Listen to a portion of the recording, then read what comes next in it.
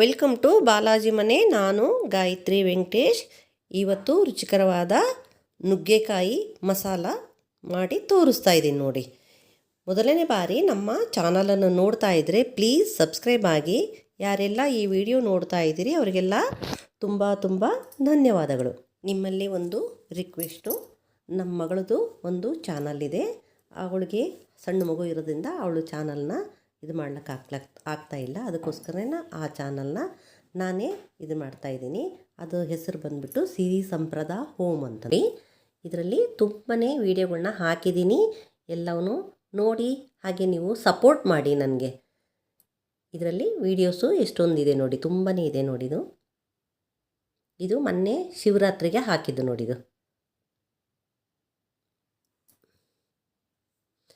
ಶಿವರಾತ್ರಿಗೆ ಹಾಕಿದ್ದಿದು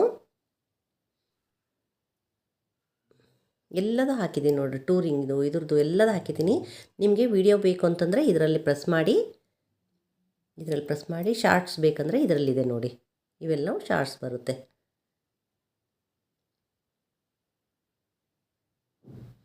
ಎಲ್ಲ ತುಂಬಾ ಹಾಕಿದ್ದೀನಿ ನೋಡಿ, ಸಪೋರ್ಟ್ ಮಾಡಿ ನನಗೆ. ಹಾಗೆ ಇದು ಪ್ಲೇ ಲಿಸ್ಟ್ ಅಂತ ಇರುತ್ತೆ. ಈ ಪ್ಲೇ ಲಿಸ್ಟ್ನಲ್ಲಿ hair styles, touring places, DIY, songs, popular videos ಅಂತ ಎಲ್ಲ ಮಾಡಿದ್ದೀನಿ ಇದರಲ್ಲಿ. ನೋಡಿ, ಎಲ್ಲದು ನಮ್ಮ ಚಾನಲ್ನ ಸಪೋರ್ಟ್ ಮಾಡಿ, ಪ್ಲೀಸ್ ಸಪೋರ್ಟ್ ಮಾಡಿ. ಬನ್ನಿ ನುಗ್ಗೆಕಾಯಿ ಮಸಾಲ ಹೇಗೆ ಮಾಡೋದು ಅಂತಂದು ಹೇಳಿ ನೋಡ್ಕೊಂಬರೋಣ. ಒಂದು ಸ್ಟವ್ ಮೇಲೆ ಫಸ್ಟು ಒಂದು ಕಡಾಯಿ ಇಟ್ಟು ಸ್ಟವ್ ಆನ್ ಮಾಡ್ತಾಯಿದ್ದೀನಿ. ಅದರಲ್ಲಿ ಸ್ವಲ್ಪ ಎಣ್ಣೆನ ಹಾಕೋಬೇಕು. ಇದು ನಾನು 2 ನುಗ್ಗೆಕಾಯಿನ ತೊಗೊಂಡು ತೊಳೆದು ಅದನ್ನು ಈ ಥರ ಸಣ್ಣಗೆ ಹೆಚ್ಚಿ ಇಟ್ಕೊಂಡಿದ್ದೀನಿ ನೋಡಿ. ಇದನ್ನು ಈಗ ನಾವು ಇದರಲ್ಲಿ ಎಣ್ಣೆಯಲ್ಲಿ ಹಾಕೋಬೇಕು. ಅದಕ್ಕೆ ಸಾಸಿವೆ ಏನು ಬೇಡ, ಬರೀ ಅಷ್ಟೇ ಎಣ್ಣೆ ಅಷ್ಟೇ ಹಾಕ್ಬಿಟ್ಟು ಅದಕ್ಕೆ ಸ್ವಲ್ಪ ಅದು ಬೇಯಲಿಕ್ಕೆ ಎಷ್ಟು ಬೇಕೋ ಅಷ್ಟು ನೀರನ್ನ ಹಾಕಿ ಅದರಲ್ಲಿ ಸ್ವಲ್ಪ ಉಪ್ಪನ್ನ ಹಾಕ್ಕೊಳ್ಳಿ. ಅದು ಸ್ವಲ್ಪ ಎಲ್ಲ ಯಾಕಂದರೆ ನುಗ್ಗೆಕಾಯಿಗೆಲ್ಲ ಉಪ್ಪು ಹಾಕಬೇಕಲ್ಲ, ಅದಕ್ಕೋಸ್ಕರನೇ ಅದು ಉಪ್ಪನ್ನ ಹಾಕಿ ನಾವು ಅದ್ರ ಮೇಲೆ ಒಂದು ತಟ್ಟೆನ ಮುಚ್ಚಬೇಕು. ತಟ್ಟೆ ಮುಚ್ಚಿಬಿಟ್ಟು ಅದ್ರ ಮೇಲೆ ನೀರನ್ನ ಹಾಕ್ಬೇಕು. ನಾನು ಯಾವಾಗಲೂ ಹೇಳ್ತಾನೆ ಇರ್ತೀನಿ, ಯಾವುದೇ ಬೇಯಲಿಕ್ಕಿಡ್ರಿ ಅದಕ್ಕೆ ತಟ್ಟೆ ಮೇಲೆ ಒಂದು ಸ್ವಲ್ಪ ನೀರು ಹಾಕಿಟ್ರೆ ಕೆಳಗಡೆ ಪದಾರ್ಥಗಳು ಹೊತ್ತೋಗೋದಿಲ್ಲ ಅಂತಂದು ಹೇಳಿ, ಈಗ ಅದಕ್ಕೋಸ್ಕರ ಆ ಥರ ಇಟ್ಟಿದ್ದೀನಿ ನೋಡಿರಿ. ಈಗ ಇದು ಸ್ವಲ್ಪ ತಾಯಿತು. ಈಗ ಇದನ್ನು ನೋಡಿದು ಇಷ್ಟು ಚೆನ್ನಾಗಿ ಬೇಯಬೇಕಿದು. ಈ ಥರ ಕಲರ್ ನೋಡಿ ಎಷ್ಟು ಚೇಂಜ್ ಆಗಿದೆ.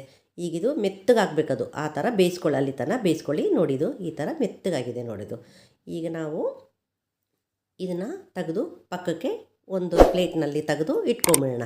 ಮತ್ತು ಅದೇ ಕಡಾಯಿನೇ ಸ್ವಲ್ಪ ನೀರು ಹಾಕಿ ತೊಳೆದ್ಬಿಟ್ಟು, ಯಾಕಂದ್ರೆ ಅದು ಬೇಯಿಸಿರ್ತೀವಲ್ಲ ಅದಕ್ಕೋಸ್ಕರ ಸ್ವಲ್ಪ ತೊಳೆದ್ಬಿಟ್ಟು ಅದೇ ಕಡಾಯಿಗೆ ಸ್ವಲ್ಪ ಒಗ್ಗರಣೆಗೆ ಎಷ್ಟು ಬೇಕೋ ಅಷ್ಟು ಒಗ್ಗರಣೆಗೆ ಎಣ್ಣೆ ಹಾಕ್ಕೊಂಡು, ಎಣ್ಣೆ ಬಿಸಿ ಆದ ತಕ್ಷಣವೇ ಅದರಲ್ಲಿ ಸ್ವಲ್ಪ ಸಾಸಿವೆ, ಜೀರಿಗೆ ಮತ್ತು ಶುಂಠಿ ಬೆಳ್ಳುಳ್ಳಿ ಪೇಸ್ಟು ಹಾಕ್ಕೊಂಡು ಅದು ಹಸಿ ವಾಸನೆ ಹೋಗೋ ತನಕ ಅದನ್ನ ಚೆನ್ನಾಗಿ ಫ್ರೈ ಮಾಡ್ಕೊಳ್ಳಿ. ಅದನ್ನ ಹಸಿ ವಾಸನೆ ಹೋದ್ಮೇಲೆ ಅದಕ್ಕೆ ನಾವು ಸಣ್ಣ ಹೆಚ್ಚಿದಂಥ ಈರುಳ್ಳಿನ ಹಾಕ್ಕೋಬೇಕು.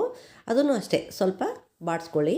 ಇದು ಸ್ವಲ್ಪ ಕರಿಬೇವನ್ನ ಹಾಕ್ಕೊಳ್ಳಿ. ಅದಕ್ಕೆ ಕರಿಬೇವು ಮತ್ತು ಅರಿಶಿನ ಹಾಕಿಬಿಟ್ಟು ಅದನ್ನು ಒಂದು ಸ್ವಲ್ಪ ನಾವು ಇದಕ್ಕೆ ಚಿತ್ರಾನ್ನಕ್ಕೆ ಅದಕ್ಕೆಲ್ಲ ಒಗ್ಗರಣೆ ಮಾಡ್ಕೋತೀವಲ್ಲ ಆ ರೀತಿ ಆ ಥರ ಸ್ವಲ್ಪ ಕೆಂಪಗಾಗಬೇಕು. ಅಲ್ಲಿ ತನಕ ಅದನ್ನು ಫ್ರೈನ ಮಾಡ್ಕೊಳ್ಳಿ. ಅದನ್ನು ಫ್ರೈ ಮಾಡ್ಕೊಂಡ್ಮೇಲೆ ಅದಕ್ಕೆ ನಾವು ಈಗ ನೋಡಿ ಈ ಥರ ಆಗಬೇಕು ನೋಡೋದು. ಈಗ ನಾವು ಚಿತ್ರಾನ್ನ ಮಾಡ್ಕೊಂಡಿರೋದಲ್ಲ ಆ ಥರ. ಆಮೇಲೆ ನಾವು ಇದಕ್ಕೆ ನೆನೆಸಿದಂಥ ಹುಣಸೆ ಹುಳಿನ ಹಾಕ್ಕೋಬೇಕು.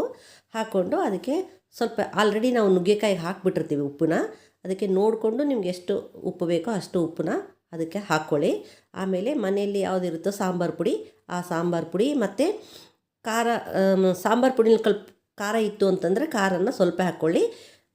ಇಲ್ಲ ಅಂತಂದರೆ ಸ್ವಲ್ಪ ಜಾಸ್ತಿನೇ ಖಾರನ ಹಾಕ್ಕೊಳ್ಳಿ. ಮತ್ತು ಅದಕ್ಕೆ ಹುಳಿ ಅದೆಲ್ಲ ಹಾಕಿರ್ತೀವಲ್ಲ ಅದಕ್ಕೆ ಬ್ಯಾಲೆನ್ಸ್ ಆಗೋ ಸಲುವಾಗಿ ಸ್ವಲ್ಪ ಬೆಲ್ಲನೂ ಹಾಕಿದ್ದೀನಿ. ಹಾಕಿ ಇದನ್ನ ಚೆನ್ನಾಗಿ ಕೈ ಆಡಿಕೊಂಡು ಇದು ಸ್ವಲ್ಪ ಕುದಿಬೇಕಿದು, ಚೆನ್ನಾಗಿ ಕುದಿಬೇಕು. ಆವಾಗ ನಾವು ಅದು ಸ್ವಲ್ಪ ಗಟ್ಟಿ ಅನ್ನಿಸ್ತು ನನಗದು. ಅದಕ್ಕೋಸ್ಕರನೇ ಅದಕ್ಕೆ ಸ್ವಲ್ಪ ಒಂದು ಅರ್ಧ ಗ್ಲಾಸ್ನಷ್ಟು ನೀರನ್ನ ಹಾಕಿದ್ದೀನಿ.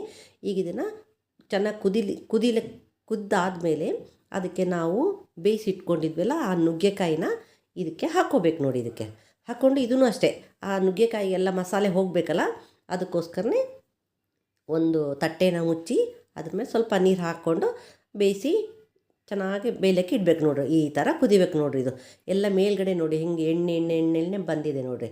ಅಂದರೆ ಅದು ನುಗ್ಗೆಕಾಯಿಗೆ ಎಲ್ಲ ಮಸಾಲೆ ಎಲ್ಲ ಹಿಡ್ಕೊಂಡಿದೆ ಅಂತ ಅರ್ಥ ಅದು.